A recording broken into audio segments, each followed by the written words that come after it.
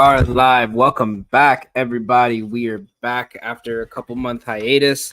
We were dealing with a lot of stuff back home I was having to handle, so we got that all kind of cleared out now. So we are back live again for another episode of the Golden Ticket Show. I'm just as excited as you guys probably are. If you have been following our bets over on Twitter and the For Frequency's Sake Twitter, since baseball season's come out, we have been absolutely cooking.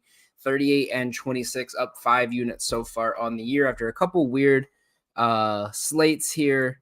We're looking at some really good plays here. What I decided we're gonna do today is, instead of just going over my plays, we're gonna go over at least one bet I like for each game. Now, it doesn't mean it's necessarily a bet that I am taking, but at least one bet or one lean or something I would take in each game. So with that being said, let's get right into it. Of course, before we completely get started here, we do want to mention our two newest betting sponsors. We're partnering with Outlier.bet. Outlier is one of the best research apps showing you insights and statistics to help you prepare for all of your betting needs and help you get more money in your pocket. You can try Outlier right now on a free trial with our code that we are going to be putting in the chat here in just a minute. Make sure you guys check us out over on Outlier.bet. Check us out over on Twitter. We'll have this posted. I don't know why my phone everything decided to stop working right now. But we'll have that up in a minute. But we have a lot going on today for the I'm trying to think. Sorry, my for some reason everything's not working how it was supposed to. So I apologize about that. Let me get this set up real quick. Apologize for that, guys. We are also working with Beat the Book. If you haven't heard us talking about it on the Uneducated Ignorance podcast, we are partnering with Beat the Book. It's a sports betting social media app. You can get my bets as well as bets from the Green and White Checkered podcast, the Educated Ignorance guys plays, DJ's plays, even though we probably don't take DJ's plays a lot of the time. But we have everyone's bets over there. And the best part is, when you follow us there, you don't have to check our Twitters or anything. You can either check the Beat the Book app, or you can have all of your plays sent directly to your phone through the Beat the Book app, where make sure you guys go check that out. We are going to be posting the link in the comments right now for Beat the Book. That's our VIP premium link on our Twitter page right there. You guys can go check that out at any time. Everything we send you guys will be sent out to your phone directly as it's posted, so you won't miss a beat. You'll catch all the lines at the perfect time.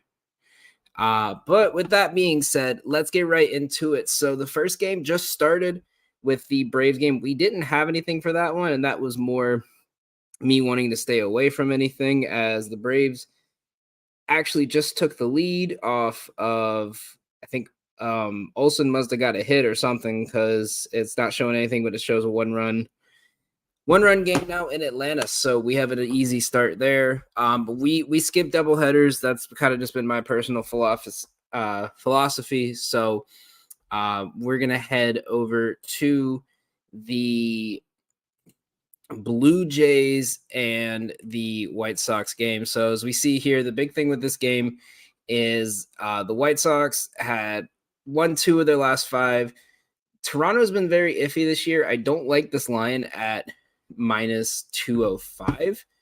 I think there's just something off with this line here. I really don't like it. This team's been very weird. If you look, Barrios has been good this year, but the White Sox have been hitting better against right-handed pitching than just about anything else in general. Over the last 2 weeks, the White Sox are hitting around 230, so a little bit below average against right-handed pitching. But this is a team that they tend to kind of surprise you here. And looking at the other side of it, Fetty has been somewhat solid recently. Not been the best, but he's had a couple really good games. over his start of the season. And when you're looking at this team, they're kind of iffy here on right-handed batting. And the big thing I'm looking at here is you got Bichette is 3 for 8 against them. You have Varsho, it's 2 for 4. There's not a lot of sample size here. So I personally passed on this game. I think there isn't much. If I'm taking anything here, I'm taking the first 5 money line. I don't trust this bullpen for the Blue Jays. Sorry, been a long time since we had a show, so I'm a little off today. They've been one of the worst bullpens this season. Over the last 2 weeks, they have a 3.7 ERA. And for the entire season, their bullpen has just been absolutely awful. They're the second worst bullpen in baseball. I just don't trust them. So with that, we're just going to take the first 5. If you take anything here, is our play there. So like I said, we're going to go over every game here. I would sprinkle a little bit on that because you could probably still get it for under minus 200. Mets Guardians, this is another game I was passing on. As you can kind of see here, Lively's been good. Lively's been iffy. Miguel has been out most of the year, so I want to kind of see how he pitches. We're actually going to share it over on this side. The lines are kind of about even. Everything has it around the exact same odds, so there's not really any sharp insight to this one. The wind isn't blowing out per se. But like I said, I don't see any reason for this game. When you look at these two teams, no one's really faced lively enough to, justify like looking at a player prop in general. The Mets have been hitting better against righties over the last 2 weeks. They're 266 against righties with a 406 slugging. And they're not striking out a lot lately, especially against right-handed pitching. So that's one thing to really look at here. I just didn't touch this game. I don't like this line. I think the Guardians are kind of in a regression phase, in my opinion. So I just prefer to not touch it whatsoever and move on. I think if you took anything, I would maybe take the money line for the Guardians. The bullpens have both been iffy, but we don't really know what we're seeing from Miguel, and I think the over, even like a first 5 on the Guardians, would be something that I would take there. Braves Padres, again, I can't get a read on these two teams, so I just did not touch this one. I skipped that one. We have a couple more though. The big one we're coming up on here that I really love is going to be Twins versus Nationals. If you guys follow us on Twitter, we already posted this play, Twins first 5 money line. And the reason for that is simple. The Twins over the last 2 weeks, their bullpen has been horrendous. A 6.8 ERA over the last 2 weeks. They've given up 43 hits. They've given up 11 extra base hits out of that. They're walking batters like crazy.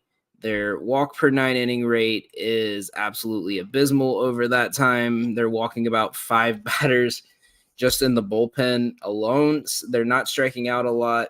And when they're getting hit, they are getting hit hard with a 75% medium and hard hit rate. That's not something you really want to see here. Pablo Lopez is pitching today. The Nationals have really been struggling against righties over the last 2 weeks with a calm 200 batting average against righties.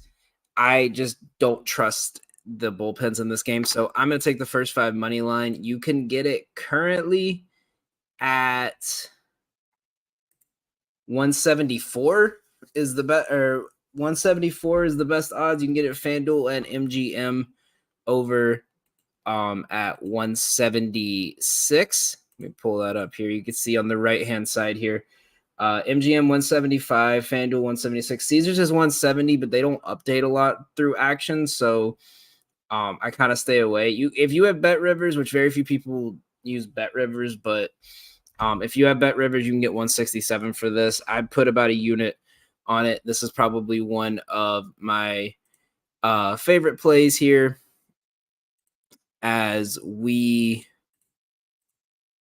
move on. The next game I'm looking at here, Milwaukee, Miami. I think I would sprinkle a little on the -1.5. Joe Ross isn't the best. We did give out a play on our VIP for this one, so make sure you guys check out our VIP page over on Beat the Book. You could try it out for just $1 for a day. You could do a week trial and you get 3 days with it. A month, you get a week free. And if you do the year, you get a month for free. We tried to keep it as affordable because it's not just about making money. It's about helping you guys get the best bets and get them quicker. So we decided to make a VIP to help you guys out with that. But we have a VIP play we locked in last night, and I'm glad we did because the line has moved since. For my VIP followers, you guys know which one I'm talking about. But we have an edge on this one. I really like it. We got good closing line value on it. But if you look at this Brewers team, the big thing this year was they struggled against lefties. They've turned that around in the last 2 weeks. I'm going to show you guys here on Fangraphs. This is one of the sites I always promote these guys. Everything here is free. It's one of the best baseball apps. You can see right here, their hitting is since May 6th, they are hitting 291 against left-handed pitching. They have an 888 OPS. Their isolated power, which is usually a good one's around like 210, 220. They're hitting 260. Their base on ball batting average on balls in play is 310. They're creating a lot of runs. Their weighted on base is doing really well. And especially you can see when they hit it, they're smoking the ball. They're hitting a lot of fly balls and ground balls, but they are hitting the ball hard. They're hitting it right up the middle of the field for the most part. 83% medium and hard hit rate is something that I love to see from a team, especially a team that has the power like the Brewers does. I love a lot in this game. I would say if you want to lean anything, I'm leaning the -1.5 because of the atrocity that is the Marlins bullpen. However, that bullpen has been a bit better over the last couple of weeks. Both bullpens are about the same. They've been slumping a bit. So you could also lean the first 5 if you can find a good line on it. I'm looking at it right now over on Action Network. You could catch the first 5. 128 on FanDuel is the best line. Or if you like Miami on this, you could get it at +105 on DraftKings and MGM and BetRivers. So that right there's are probably some of one of my favorite baseball plays is there. I really like them in this spot. Boston and Tampa, I didn't get a read on, so I don't even want to talk about that. Seattle, New York, we're going to come back to because we have a big play for that one. But speaking of that one, there's something in that game. So if you guys, sorry, give me 1 second. I apologize. If you guys want a great Discord community where you could see a lot of bettors promoting their stuff, getting a lot of good bets out there, not just from me, but we have about 6-7 different bettors that are absolutely cooking in the betting game. We set up a Discord over in with a couple of my guys that we've been collabing with over on Twitter, like Prendy and Capru. So I'm gonna put the comment in the comments for that. Let's go. I'm up 1 is here, baby. Let's go.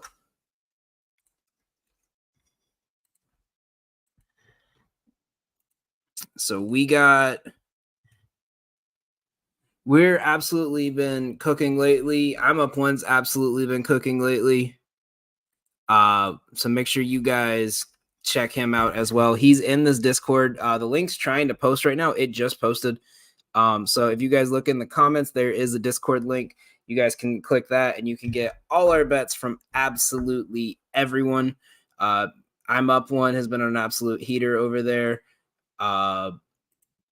We got Caparu, Prendy. Fam has been crushing these lotto parlays. Delgado Picks is absolutely amazing in his plays and his insight.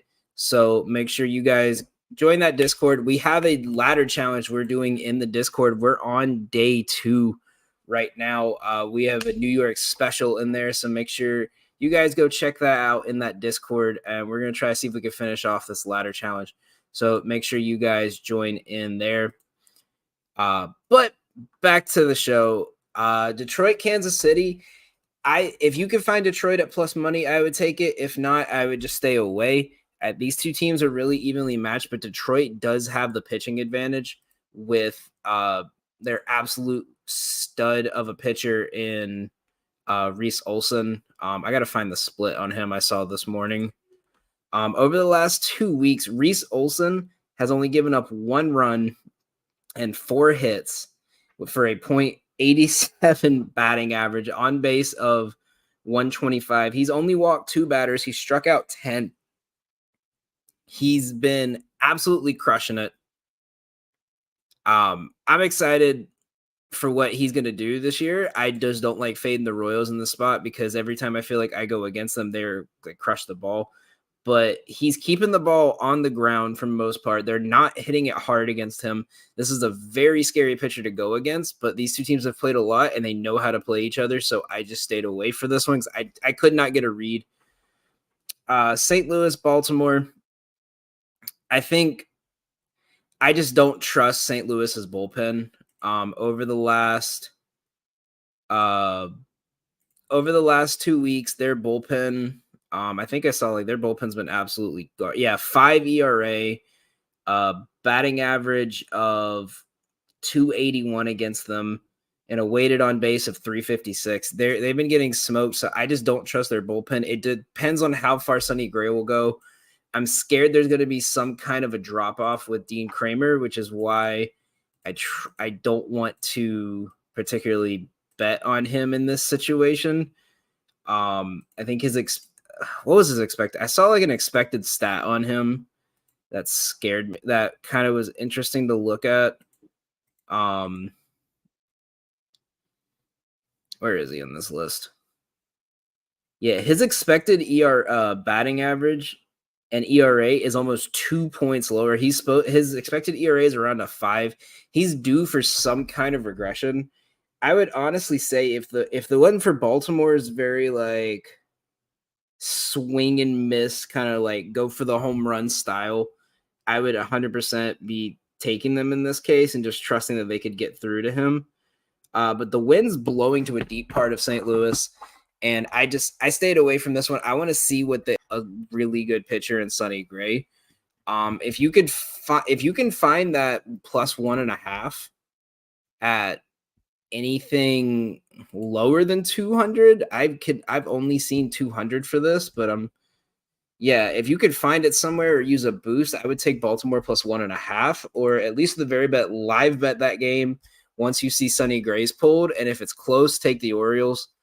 That's probably the best thing I can give you on that game. Angels Houston, we have another VIP pick that was posted for that. Abby, tell I'm up to get in the. Tell him to get into the chat. Give him some plays. We're gonna need some of his parlays because he's been cooking. But Angels Astros, I had a couple plays for this that are in the Discord. The big thing I'm looking at in this game is simply the fact that against left-handed pitching, we talked about how the Brewers are hitting 291 against lefties, while the Angels are hitting 300 against lefties, and the Astros are hitting 270. And we have 2 lefties here. I think this is a good matchup. I'm seeing minus 205 on the odds for the Astros to win. Again, this is a play if you could find a boost, if you have if you're on MGM or Fanatics or PointsBet where they offer a lot of boost opportunities, you have a boost, I would take the boost and bring it down. Detmers is been very rough lately, but the other side of this that you have to watch out for is that the Angels have hit Valdez really well in the past, so that's something I'm cautious of. We do have one play here for this game that I'll share with you guys. It is our prize picks lock of the day. We have Taylor Ward and Kyle Tucker over on their fantasy scores, 7.5 and 6 respectively. And I'll break down why. I'm gonna try to get it pulled up super fast, but if I can't, I'll just explain it. Because Outlier sometimes makes you scroll all the way to the bottom for nothing. Yeah, let me pull this up here and show you guys why I like this play so much. So, okay, so yeah, it's not letting me show it on the mobile on the website for some reason. So let me go over two main reasons why. So I'll show it in the hit column here. Okay, let me.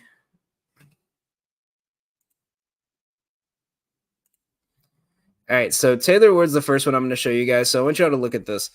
One, Taylor Ward is on a 5-game hitting streak. He's gotten a hit in 7 of his last 10.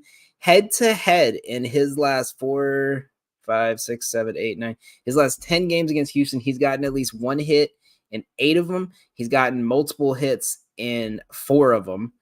So he's obviously been playing well against this team. He's got this in 6 of his last 7 road games. Against Valdez, he is 12 for 28. He's walked 7% of his at-bats. His strikeout rate is down. Versus lefties this year, his batting average on balls in play, so anything that's basically not a strikeout or a home run, he's hitting 420. He's hitting the ball harder against lefties, and his weighted runs created plus is at like 160. Valdez has been about the same lefty versus righty. There's not much of a difference in any of the stats, but with considering there's the sinker curveball mix, he's been smoking the sinkers. He's been smoking curveballs, and he hasn't been doing well on changeups, but they're not going to throw him changeups because last year he smoked that pitch nearly every time. So this is obviously a great spot for him. All he needs is a couple hits or a hit and an RBI. If you want to take them both to get a hit, you could probably get that at near plus money. If you want to take them to get their hit run RBI lines, you could probably get that at a good like plus 200 or so. But Kyle Tucker, I said at the beginning of the year, I think Kyle Tucker was a sneaky one to win MVP this year on our baseball show. If you guys want to check out Payoff Pitch, we'll be back next Sunday, hopefully. We took a couple of weeks off because I'm in the process of moving, and it makes it really hard to record. But look at his last 10 games. He's gotten a hit in 8 of his last 10. Head-to-head, he's gotten a hit in 8 of his last 12 head-to-head games. He's gotten at least 1 hit in 7 of his last 8 home games. He's 5 for 16 with a 375 slugging against Detmers. Against lefties, he's been just about average, but his batting average on balls in play is still up, and his hard hit rate is up a little bit. The way they're throwing him fastballs, he is smoking fastballs, and that is majority of what Detmers is going to throw. He's been smoking sliders. He's been smoking changeups. He's been smoking curveballs. This is a great spot for him to get more fantasy points. I think I saw he's hit this line in like 6 consecutive games. So I'm trusting Kyle Tucker there. I absolutely love that spot for Kyle Tucker. The other one we have is on the Yankees game. I'll actually go ahead and give that one to y'all now. We took Stroman over 5 strikeouts. The main reason for that is over the last 2 weeks. Again, like I like to look at these stats over a 2-week period. The Mariners have struck out almost 30% of their at-bats. Now, Stroman's been more towards contact lately, but I don't see a way he doesn't come out of here with at least 5 strikeouts unless he gets into some runner trouble, some pitch count trouble. I don't see any way they're really getting on there. Tucker's an absolute lock. You're right. That's an absolute lock. I'm so ready for this tonight. That's my favorite price pick play of the day, along with Taylor Ward. Taylor Ward's just iffy because I feel like since he got hit in the head last year, he's either like the best player on the Angels or the worst. But I'll trust the stats there. We have the Stroman one. The other one with that is we are taking Pablo Lopez, Mitchell Parker, no run first inning. The main reason for that, outside of the first 5 play we gave you, I do like the under. I would sprinkle a little bit on the under, put at least half a unit on it. The wind's blowing in, and these two teams have not been hitting well. I don't trust their bullpens, but I trust the first inning. Both these teams seem to take a couple innings to get ready to play, so I'll trust that no one's going to score here in the first couple innings. I wouldn't be surprised if we don't see a run until like the 4th or the 5th when pitchers start getting high up in pitch count. So I'm taking the no-run first inning on that. Again, that's Marcus Stroman, 5 or more, over 5 strikeouts, and no-run first inning in the Washington-Minnesota game. We do have one more play here before we're going to switch over. We're going to switch over to some NBA, WNBA plays, and then we're going to get over our lock of the day, give it to you guys early. So the last play is going to be on the Red Sox Tampa Bay game. I fooled y'all because I honestly forgot I posted this. Red Sox and Rays under 7.5. We put points. We put 0.7 of a unit on it just because I wanted to clear out the cents in my account because I hate seeing the uneven numbers. But I love the spot. Taj Bradley's been pitching out of his mind lately. Tanner Hawk has been pitching out of his mind lately, as my boy Caparu has been telling me, as he's a diehard Red Sox fan. The big thing with this play is simply the fact that both of these teams have been striking out at an alarming rate this year. Tampa Bay is the 5th worst strikeout team in baseball. They're striking out 24% of the time. The Red Sox over the last 2 weeks have been striking out 24% of the time, and their walk to strikeout rate is absolutely horrendous. Over the last 2 weeks, they have struck out. Where is it? It was up here a second ago. They've struck out in like I said, 24% of the time, and they're only walking about 6% of their time. So they are not getting their people on base the way they need to. Boston is currently sitting in the bottom tier for the month of May, actually, in on base percentage, and Tampa Bay has been getting players on base, but simply put, they are leaving runners on base, and that is the problem. So I'm taking both of these teams here for this. Like I said, these two teams, runners in scoring position has been a bit of a problem for Tampa Bay this year. They're hitting, where was it? I just saw it a minute ago. They're hitting 238 with runners in scoring position. The Red Sox have not been doing much better this season. They're hitting 228. So these are two teams that have been kind of relying on deep balls and running. So I put the under here in my hands for that one. I'll trust the under here. So that is our MLB plays for today. Twins first 5 money line. I caught it at 180. It's at 170 now. I would take it all the way to 195. Red Sox Tampa Bay under 7.5. I got it at -106. The odds on that currently are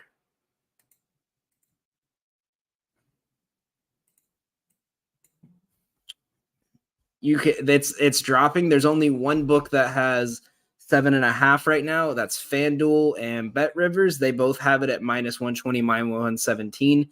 I would take it down to -125. Or if you want to be risky with it, you could take the under 7 and you could catch it at +102 on DraftKings right now in Jersey, or DraftKings in New York right now. For me, at least, have the best lines here. I'll pull that up to show you guys really fast. So you can see here on the right, this is where all the odds are. They got +101 is the consensus odd right now for under 7. So the line's going to drop a little bit more. I would take these right now if you can. So that we got those two plays. We got our lock of the day. It's a baseball one coming. Our 2 prize picks plays for baseball: Stroman over 5 strikeouts and the no-run first inning in the Minnesota game, and Kyle Tucker, Taylor Ward over on their fantasy scores at 7.5 and 6. Now, we don't have a lot for basketball, as there's only 2 WNBA games on tonight and there's no NBA tonight. So we're going to give you guys a quick preview bet that I think the line's going to move a bit on it. So I'm taking Celtics -9.5. That's just the simply put part about it. We're taking the -9.5 here. I don't trust Indy, and I'm not saying that as a Knicks fan who just watched my team get destroyed in arguably one of our best seasons in the last 20 years, but I'm trusting them here because when you look at the path that the Pacers have taken to this point, it was going to 6 against a team that was essentially playing with one star player who was hurt in Chris Middleton. But Giannis was out the whole series. Damian Lillard was hurt for majority of the series, and they still took him to 6. They went against a Knicks team who was absolutely exhausted, playing 12 games in the last 2 weeks with no bench. They were playing 7 players for every single game. Everyone was hurt. Brunson fractured his hand. They had Josh Hart out there playing with abdominal injuries. Their best defensive center was out. They were missing just about everyone. Everything that could have went wrong for the Knicks did. This Celtics team is a lot different. This is a deep team. We saw it when Porzingis was out, when they had to sit Jaylen Brown and Jason Tatum, when Horford was struggling. They had Cornette, they had Sam Hauser, they had Pritchard. They have 4 or 5 guys who are not going to see the court in a finals game that could come in and help stop them. I don't see this game being close, at least for game 1. I think Boston's going to come out strong and try to absolutely smoke them to kind of send a message. I think everyone wants to see that. So I think this is an easy lock. I think this goes up to closer to 12. I have this at 11.5, so it's not too far off, but I'm still putting a unit on Celtics -9.5 to start the conference finals. Now, WNBA, we do have we've been trying to get better on WNBA. WNBA has been weird for us just because we're still trying to get better into it. Watching the W has been really good, helping us. So check out Doug and myself as we kind of break down the WNBA every week. But my one play on this that I absolutely love is the Suns team total over 85.5. And the reason for this is simply put that this Fever team is not built to play defense. And that's just how it is. Let's look at their last 3 games. Like, look at this. This season, they've played 3 games. They gave up 92, they gave up 102, they gave up 91. Now, they gave up 92 to the Suns, while this Suns team is kind of playing a little more methodical. They're not playing as fast.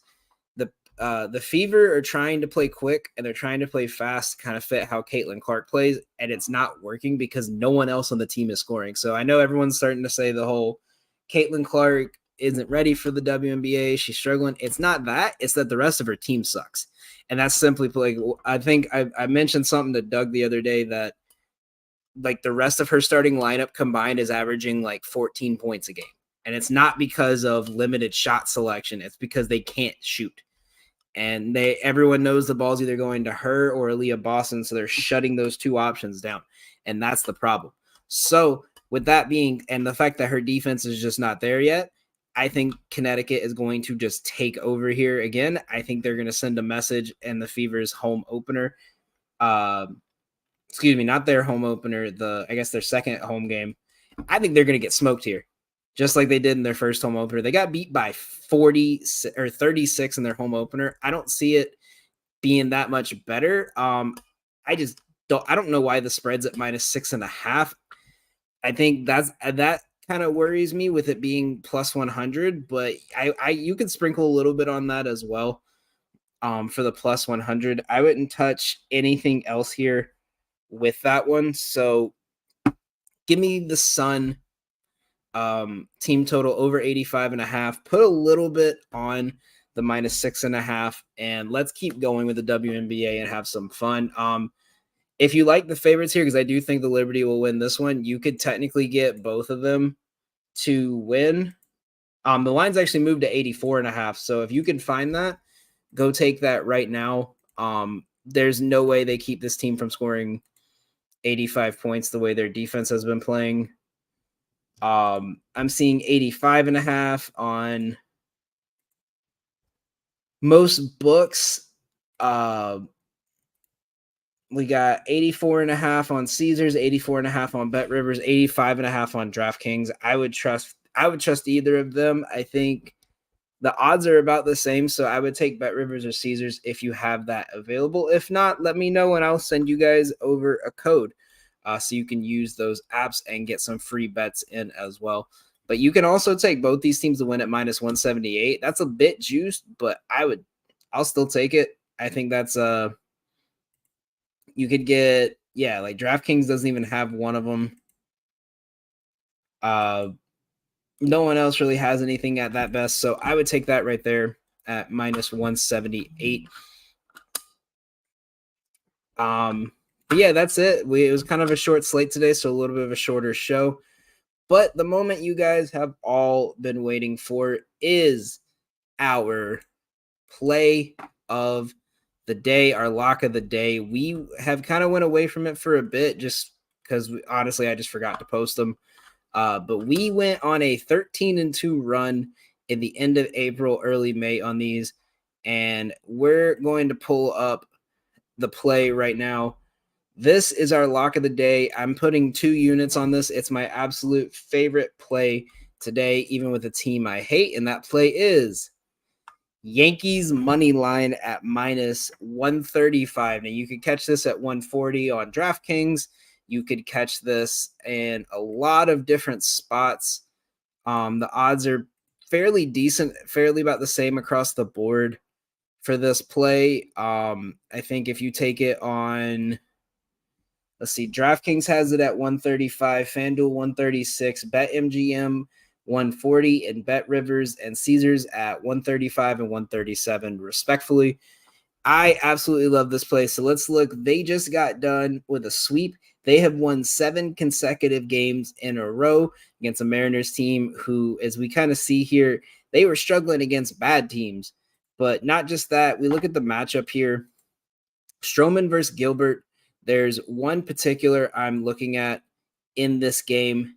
And simply put, I'm looking at how these pitchers have pitched over the last 2 weeks and where their regression numbers are at. If we look right here, let me see if I can find them because I think they're. So we got Logan Gilbert on the mound. He has a 9.2 ERA. If you could see it right here, 13 hits, 3 home runs, 3 extra base hits, 11 earned runs, and 11 strikeouts to 5 walks. He has not been pitching well versus Stroman, who has been right around his average. He hasn't done anything impressive or unimpressive. The worry with Stroman is simply that 7 strikeouts in the last 2 games. But again, if we look at Stroman's last 2 pitched games, Stroman pitched against Minnesota and Houston during that time. These are 2 teams that don't really strike out a lot. They're at the lower end of the strikeout rate over the last couple of weeks. Yeah, Minnesota strikes out a lot, but Houston is like top 5 in strikeout rate. So that's probably what to do with that. But again, Seattle has been struggling. Their offense has been non-existent lately. Their defense has been non-existent lately. Seattle currently striking out the most out of every team over the last 2 weeks. Their batting average is in the bottom 15 at 240. They're hitting worse than Oakland and Miami. That should show you right there how much their struggles are hitting. This is not a Yankees team to go up with when you're struggling, especially at home. The vibes are great in the Bronx, and they're going to absolutely smack the ball today with it blowing out. I love the spot for New York. As much as I hate taking Yankees games because I hate the Yankees, it's a perfect betting spot because the odds should be a lot higher. I would take this all the way up to 150. If it hits 150 and you still want to take it, I would put it as a max play. But I would take, right now I took it at 140. It's down to 130s. I would still take it here. Watch that line move. I just absolutely trust this Yankees team, especially with a bullpen. I think let's see how their bullpen's been doing, because I think I saw like their bullpen's kind of been 5.67 ERA over the last 2 weeks with 40 of the hits, 21 of them being extra base hits. That's the scary part. Their slugging is 455, and they're going against the Yankees team that is absolutely, over the last 2 weeks, smoking the ball. Over the last 2 weeks, the Yankees have a 543 slugging. This is going to be a scary game. You could even catch the -1.5 at plus money. I might sprinkle a little bit. That might be like a quarter unit play just to, why not, to see if I could cover something. So that is our lock of the day. That'll be it for us today. Again, our plays today are Twins first 5 money line, Red Sox Rays under 7.5. Our 2-unit lock of the day of the Yankees money line, Stroman and Stroman strike over on his strikeouts and no run first inning in Minnesota. Kyle Tucker, Taylor Ward over on their fantasy scores, Celtics -9.5, and Suns and the Connecticut Sun team total over 85.5. Thank you guys all for watching. It's been a bit since we've been able to get on between work and everything going on in my personal life. It's been tough to get on for you guys, but I love doing this. I'm hoping we get more people in, and make sure for tomorrow, guys, give us your favorite plays. We'll look at it. Give us some we might even, if we get enough people in here, we might even do some kind of squad ride on the stream, and we get like a parlay going for Prize Picks or something. So make sure you guys stay tuned this week, because we will have NFL futures to look at, and we're gonna try to do an NFL future for every single team, one kind of even odd one and one long shot one, and we'll break down why I like each one on that. Again, thank you guys for watching. It's been fun. I hope everyone's bets win tonight. Let's go make some money.